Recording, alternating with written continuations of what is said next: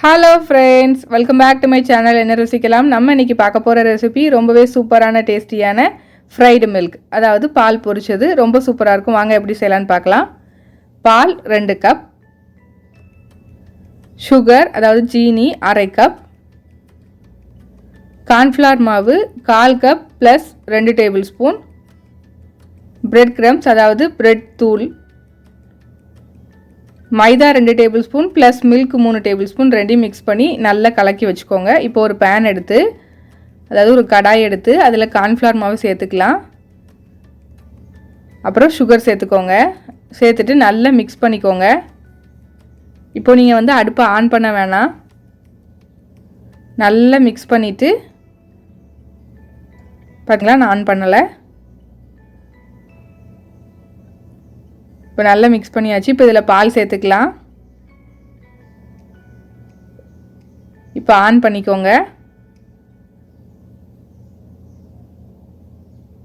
இப்போ ஃப்ளேம் வச்சுக்கோங்க. மீடியம் ஃப்ளேமில் வச்சுட்டு நல்லா மிக்ஸ் பண்ணி விட்டுட்டே இருங்க. மீடியம் ஃப்ளேமில் தான் வைக்கணும், ஹை ஃப்ளேமில் வச்சிடாதீங்க, கட்டி கட்டியாக ஆகிடும்.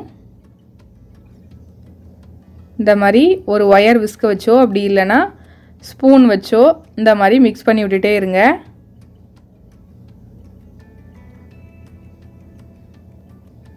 கொஞ்ச நேரத்தில் திக்காக ஆரம்பிக்கும். இப்போ கொஞ்சம் திக்காக இருக்குது.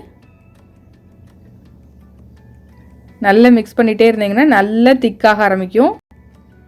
கொஞ்சம் கூட கட்டி இல்லாமல் நல்லா மிக்ஸ் பண்ணி எடுத்துக்கோங்க. இந்த கன்சிஸ்டன்சி இந்த மாதிரி விழணும். இப்படி இருந்தால் கரெக்டு. இது தனியாக எடுத்து வச்சுக்கோங்க. இப்போது ஒரு ஸ்கொயர் டைப் பாக்ஸில், இல்லை உங்களுக்கு எந்த ஷேப் வேணுமோ அந்த ஷேப் பாக்ஸில் கொஞ்சம் எண்ணெய் தடவிட்டு அது உள்ளே நம்ம செஞ்சு வச்சுருக்கிற இந்த மிக்ஸ்சரை இதில் ஊற்றிடுங்க. இப்படி ஒன்று போல் எல்லா பக்கமும் இருக்கிற மாதிரி நல்லா பரப்பி விட்டுட்டு மூடி ஃப்ரிட்ஜில் ஒரு 1.5 மணி நேரம் வைங்க. ஃப்ரீசரில் வைக்க வேண்டாம், ஃப்ரிட்ஜில் வச்சா போதும். ஒரு 1.5 மணி நேரம் கழித்து பார்த்தீங்கன்னா சூப்பராக ரெடி ஆகிடும் நமக்கு. இப்போ ஒரு பிளேட்டில் அதை கவுத்திடலாம். சூப்பராக ரெடி ஆகிடுச்சு. பார்த்தீங்களா எவ்வளோ சாஃப்டாக சூப்பராக இருக்குன்னு. இப்போ இதை நம்ம கட் பண்ணிடலாம். உங்களுக்கு பிடிச்ச ஷேப்பில் கட் பண்ணிக்கோங்க. இப்படியேவும் சாப்பிட்லாம், ரொம்ப சூப்பராக இருக்கும். இதை விட நம்ம அடுத்து ஃப்ரை பண்ணி சாப்பிட்டோம்னா இன்னும் சூப்பராக இருக்கும். எப்படி செய்யலான்னு பார்ப்போம். இப்போ பிரெட் கிரம்ஸும் நம்ம மைதாவும் பாலும் தனியாக கலந்து வச்சுருக்குறோம்ல, அதையும் எடுத்து வச்சுக்கோங்க. முதல்ல இந்த மைதா பாலில் நல்லா மிக்ஸ் பண்ணிவிட்டு அதுக்கப்புறம் அதை பிரெட் கிரம்ஸில் போட்டு நல்லா பெரட்டி எடுத்துக்கோங்க. இதே மாதிரி எல்லாத்தையும் எடுத்துடலாம்.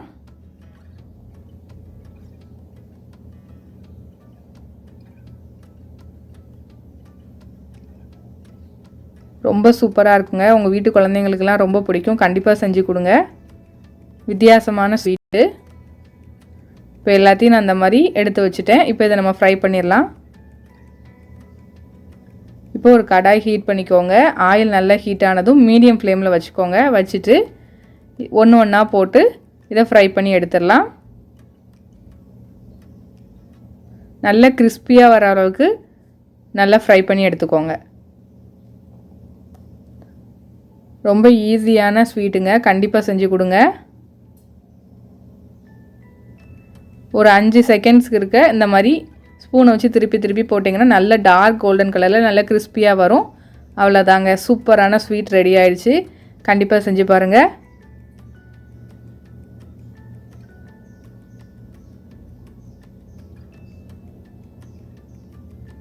பாருங்கள், இப்போ இதை நான் பிச்சு காமிக்கிறேன். உள்ளே நல்லா சாஃப்டாக அல்வா மாதிரி இருக்கும், வெளியில் நல்லா கிறிஸ்பியாக இருக்கும். ரொம்ப சூப்பராக இருந்துச்சு. கண்டிப்பாக ட்ரை பண்ணி பாருங்கள். இந்த ரெசிபி உங்களுக்கு பிடிச்சிருந்துச்சுன்னா லைக் பண்ணுங்கள், ஷேர் பண்ணுங்கள், கமெண்ட் பண்ணுங்கள். மறக்காமல் நம்ம என்ன ருசிக்கலாம் சேனலுக்கு சப்ஸ்கிரைப் பண்ணி பக்கத்தில் உள்ள பெல் ஐக்கானை கிளிக் பண்ணி ஆல்ங்கிற பட்டனை கிளிக் பண்ணிக்கோங்க. அப்போ தான் நம்மளோட ஃப்யூச்சர் ரெசிபீஸ்லாம் உங்கள் நோட்டிஃபிகேஷன் லிங்க்கில் வரும். Thank you friends.